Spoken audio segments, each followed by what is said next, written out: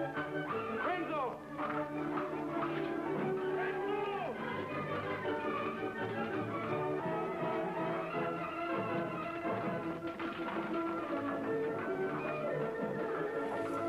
out. 1, 2, 3, 4, 5, 6, 7, 8, 9, 10. And I was inspired to get into fencing by watching Hollywood stars like Errol Flynn, Douglas Fairbanks Jr. fighting on the silver screen. That, combined with Gillian Sheen winning Britain's first, and indeed to date only, gold medal at the Olympic Games, really encouraged me to explore fencing as a possible sport for me.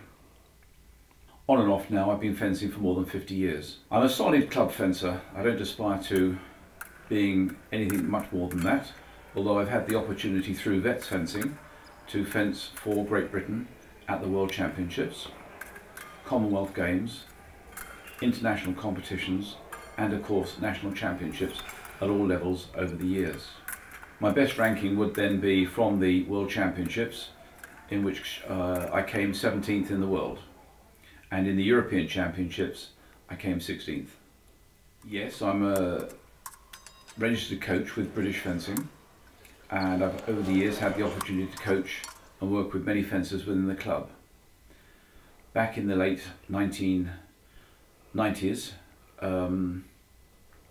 we had Stephanie Cook join us. She came to us and was a modern pentathlete, and we contributed to her coaching during the time that she was working in the area. I kept in touch with Stephanie and was with her when she won her gold medal for Great Britain at the Sydney Olympics in 2000. She won it, of course, for the women's modern pentathlete. That was a great honour and a great pleasure to have made a small contribution to her fencing and encouragement. Help each other out. Make sure t-shirts are tucked in. T-shirts are tucked in, safety first. However, the objective, of course, is to hit your opponent and not be hit yourself.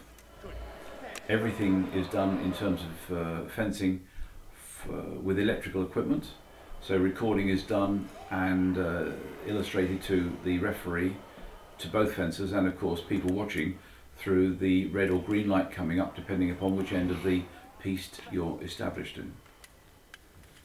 So when you hit your opponent, a red light comes up or a green light, and that tells the referee that a hit has been scored. The target areas for the three weapons are foil, the trunk of the body, just the trunk. For épée, which is based on the jewel, it's the whole of the body, literally from the bottom of your feet through to the top of your head. And sabre fencing, it's from the waist upwards, both arms and head. With foil and épée, you can only score with the point of the weapon. With sabre, you can score not only with the point, but with the cutting edge as well. For me, all aspects of fencing are interesting.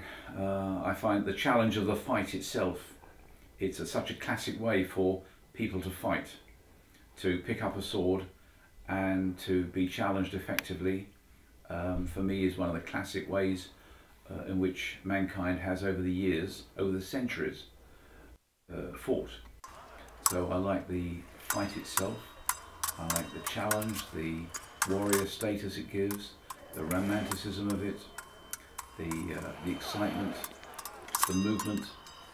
All aspects of fencing for me are attractive, are motivating, are inspiring, and it's the way gentlemen would fight. The thing that inspired me was I was in the Navy at the time, on board a frigate going out to the West Indies. The chief stoker was a Sabral. He drew all the fencing equipment out of the dockyard, and that's where I started, out in the West Indies. My most significant competition was I won the over 70s sabre European. I won that in Germany. How long have I been fencing? Well, you can take that period from 1951, which is a long time ago. I enjoy fencing all the time. That's why I'm still doing it. That's great, thank you. I rubbed my finger on the guard and it's rubbed the flesh away. And when my opponent hit me too hard, the guard scraped over my finger and it just, there. It tore the flesh. And it's burst through my glove. Fencing sort of suits me because I've got good hand and eye coordination, and height doesn't really matter in this sport. As you can see, I'm quite small. Yeah, it's about skill, and determination and stuff, so yeah, this is why I enjoy it. It's also quite tactical, it's a mentally taxing sport. I am a chess player and they call it physical chess. So yeah, really, it's only yourself when you participate in these competitions. There's nobody else, there's no team sport. And it relies on your efforts alone, not somebody else's. It's just one-on-one and it's up to you.